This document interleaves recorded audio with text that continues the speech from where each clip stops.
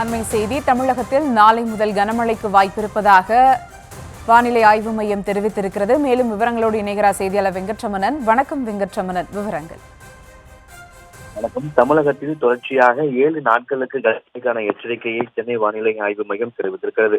குறிப்பாக நாளைய தினத்தை பொறுத்தவரைக்கும் கன்னியாகுமரி, விருதுநகர், ராமநாதபுரம், தென்காசி, அதே போல நாகை, காரைக்கால், கடலூர் உள்ளிட்ட மாவட்டங்களில் கனமழைக்கான எச்சரிக்கை என்பது விடுக்கப்பட்டிருக்கிறது. தொடர்ச்சியாகவே அதாவது கன்னியாகுமரி, தூத்துக்குடி,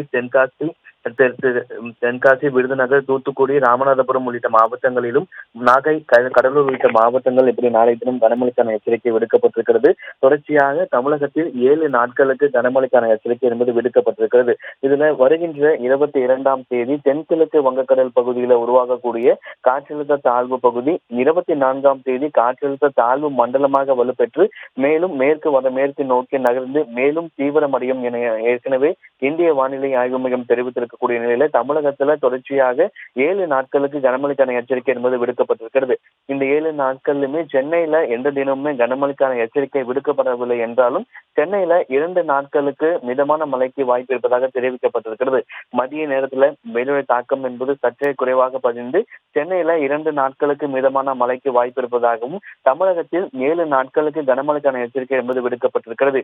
22ஆம் தேதிக்கு பிறகு உருவாகக்கூடிய காற்றழுத்த தாழ்வு பகுதி 24ஆம் தேதி காற்றழுத்த தாழ்வு மண்டலமாக வலுப்பெறும் பொழுது தமிழகத்தில் வட கடலோரம் ஒட்டியிருக்கக்கூடிய மாவட்டங்களான சென்னை, காஞ்சிபுரம், திருவள்ளூர், செங்கல்பட்டு உள்ளிட்ட மாவட்டங்கள்ல மிக கனமழைக்கான எச்சரிக்கை விடுக்கப்படலாம் என்கின்ற தகவலும் சென்னை வானிலை ஆய்வு மையம் தெரிவித்திருக்கிறது. இந்த நிலையில தான் தமிழகத்துல தொடர்ச்சியாக 7 நாட்களுக்கு கனமழைக்கான எச்சரிக்கையை சென்னை வானிலை ஆய்வு மையம் விடுத்துள்ளது.